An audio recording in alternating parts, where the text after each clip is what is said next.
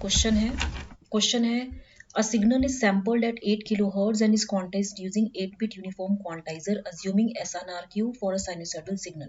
The correct statement for PCM signal with a bit rate of R is C. What happens?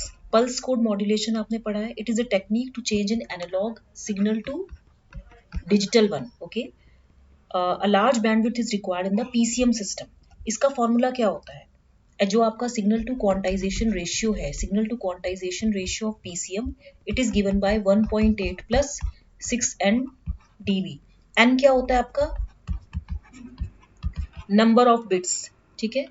And RB क्या है आपका? It is bit rate. तो RB is equal to N of FS. FS is sampling frequency.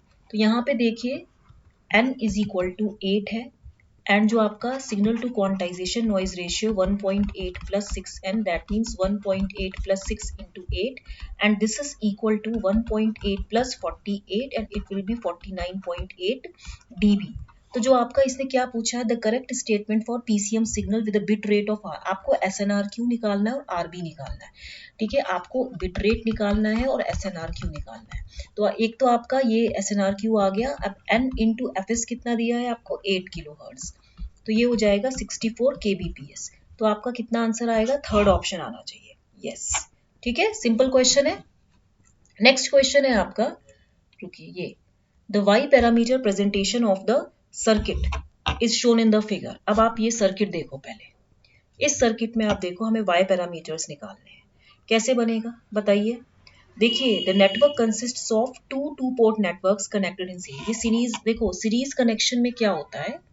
सी, मैं आपको बता देती हूँ पहले.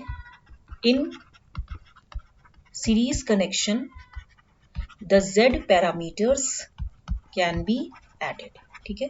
जैसे आपका ये है Z1, ये है Z2, ये है Z3,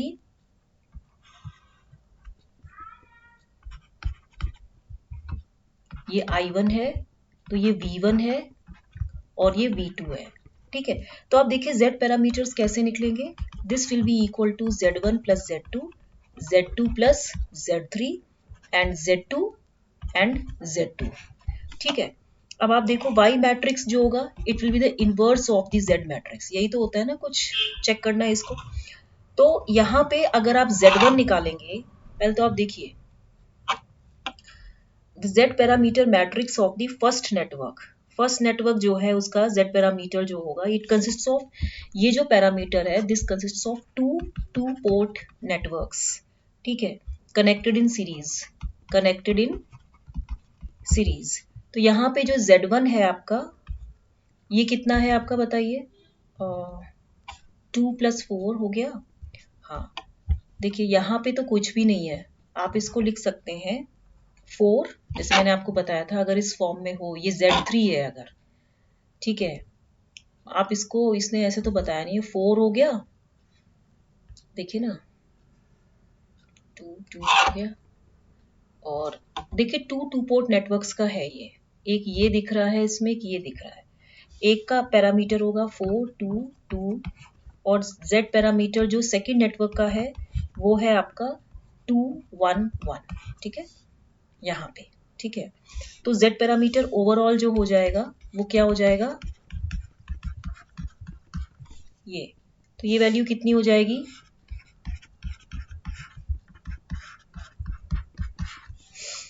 इसको आप सॉल्व करेंगे तो कितना हो जाएगा? 6, 3, 3, 3, यही होगा. तो y is equal to Z inverse होता है. तो ये वैल्यू हो जाएगा 1/18 माइनस 9. तो ये वैल्यू कितनी हो जाएगी बताइए? प्लस माइनस माइनस प्लस, मतलब कि 3, 6 और ये -3, ठीक है. तो ये वैल्यू कितनी हो जाएगी बताओ? 1/9 और ये वैल्यू हो जाएगी 3 -3 -3 6. यहाँ पे ये वैल्यू कितनी हो जाएगी? 1/3, 1 -1 -1 2. तो यहाँ पे ये आंसर जो होगा आपका, ये आई थिंक थर्ड ऑप्शन है. सॉरी, 1 माइनस, हाँ ये ऑप्शन है, ठीक है. इसमें ये 2 नेटवर्क्स हैं इसके, अगर आप चेक करेंगे, ठीक है, Z पैरामीटर के. एक तो ये वाला है, एक ऐसा वाला है। अब ठीक है, तो इसमें आपको जैसे मान लीजिए Z3 इज इक्वल टू 0 ओम भी होगा, अगर मान लीजिए ये 0 ओम है, तो मैं अगर इसको लिखूं कि ये है 2 प्लस 2 एंड देन 2 प्लस 0, मतलब यहाँ पे ये Z2 आएगा ना इधर, फिर अगेन यहाँ पे 2 हो गया, एंड अगेन इधर Z2 प्लस Z3 2 हो गया, क्योंकि Z3 तो 0 ओम दिया है, Z3 तो क्या है आपको 0 ओम दिया है, ठीक है। तो यहाँ पे इसीलिए ये आ गया। अब सिमिलरली जो Z2 है वो कैसे होगा, ये Z1 है, ये Z2 है, आप इसको Z11 और Z12 लिख लो चाहे तो, ठीक है। तो यहाँ पे आप देख लिए Z1 प्लस Z2 1 प्लस 1 है ये, फिर क्या है Z2 है, Z2 है, और ये क्या हो जाएगा Z2 प्लस Z3 मतलब 1 प्लस 0। तो यहाँ पे आपका ये आंसर आएगा, ठीक है। अब नेक्स्ट क्वेश्चन है आपका, ये कंट्रोल्स का है। Consider the feedback control system shown in figure, the controller parameters to obtain a second order response with damping ratio of 0.55 and undamped natural frequency of 1 radian per second are. देखिए इस question में अगर आप देखेंगे तो इस question में from the given transfer function, जो आपका ओपन लूप ट्रांसफर फंक्शन है GSHS, ये क्या हो जाएगा KPS plus KI upon S into 0.01 upon S plus 1।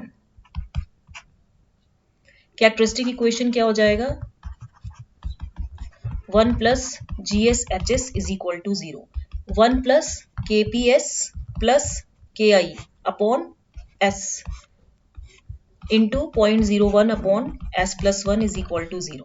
इसको सॉल्व करेंगे तो S square plus S plus KPS plus KI into 0.01 equal to 0। S square plus यहाँ पे 1 plus 0.01 KP of S plus 0.01 KI equal to 0। अब हमें undamped natural frequency दी है omega n, कितना दिया 1, अनडैम्प्ड नेचुरल फ्रीक्वेंसी आपको दी है, ठीक है। तो यहाँ पे देखिए वैल्यू कितनी हो जाएगी बताओ 0.01 KI, this is equal to 1, तो KI की वैल्यू कितनी हो गई 100।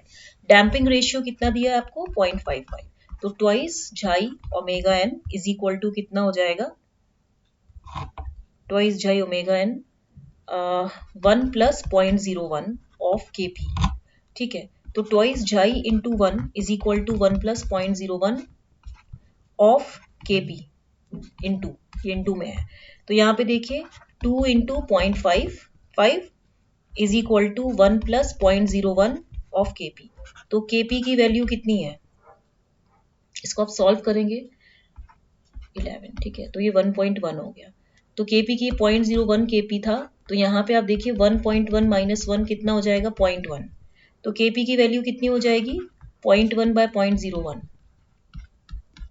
तो ये वैल्यू 10 हो जाएगी, तो KP की वैल्यू 10 आएगी। तो आपको ये क्वेश्चन सही लगा, एक तो KP की वैल्यू 10 है और दूसरा KI की वैल्यू 100 है।